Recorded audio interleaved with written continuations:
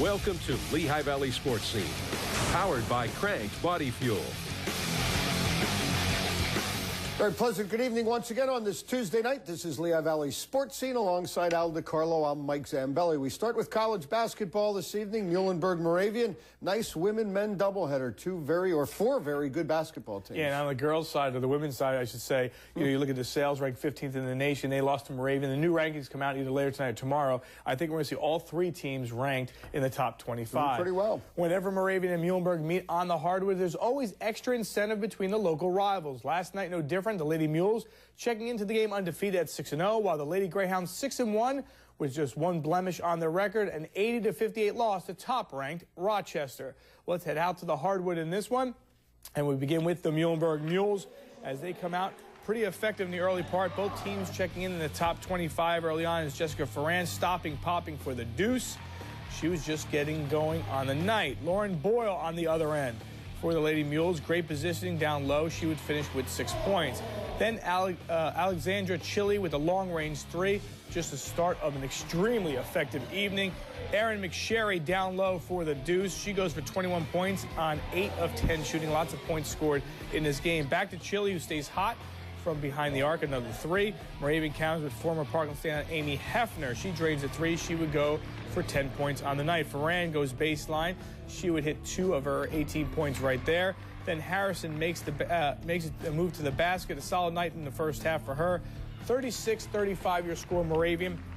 At the break, second half we go. Lady Greyhounds take over. Harrison for 2 down low.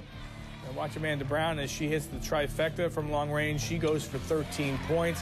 Hillary Murray with the 3 as well. Moravian in total control at this point as they build a 20-point lead, 71-51 with 9 minutes left. But don't go away. Here comes Chili. She buries the 3 and then continues to bang home one after another from long range. A school record 9 3-pointers for Chili.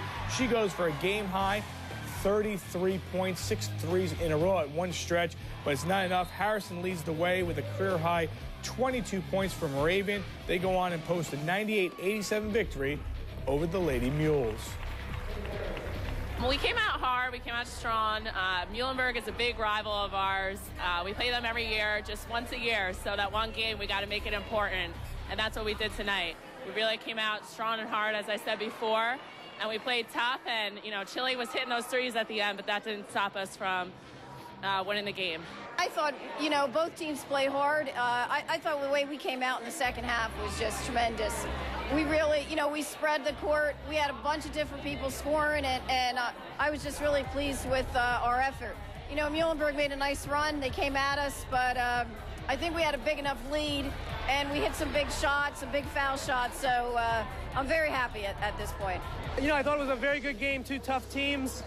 They made a couple runs making shots in the beginning to get a lead. We made some runs to come back. But, I think they out-rebounded us a little bit, and we weren't quite aggressive enough on defense early on. Moravian with a win, moving up to number 20 nationally, and Chile was anything but, that's for sure. Staying in West Allentown, but turning to the guys. Muhlenberg looking to improve on their 3-2 overall record. This is their first game since the 6th of December, while Moravian hoping to get back to their winning ways after falling by 2 points against Keene. That was on Saturday. Their record now 3-5. Last night, the 132nd meeting between the two schools, with the Mules having won 78 of the previous 131. That leaves 59 victories for the Hounds. Peter Burns early going. He wound up with a team-high 21 points. We'll hear more from him as we go on. As a matter of fact, we'll hear more from him right now. Nice move. Mules out to a 14-3 lead early. Evan Tozer, he's going to knock down a 3, 1 of 3 he had in the ballgame. He had 17 points. Charlie Rigaglioso, say that 3 times real fast. 11 points for him. Tozer once again with the nice little scoop coming up. Good offensive rebound. Moravian's Rigaglioso from the top of the key, knocking down the 3. 14 points coming up for Eric Weaver. Stops and fires and floats it home. Moravian's Alvin Adams drives inside for the bucket. Moravian able to battle back and actually led 27-25 at the half. On to the second half, it was Young driving to the paint. He wound up with 7 points. Weaver once again going to open up the banks in West Allentown. Nice little use of the window.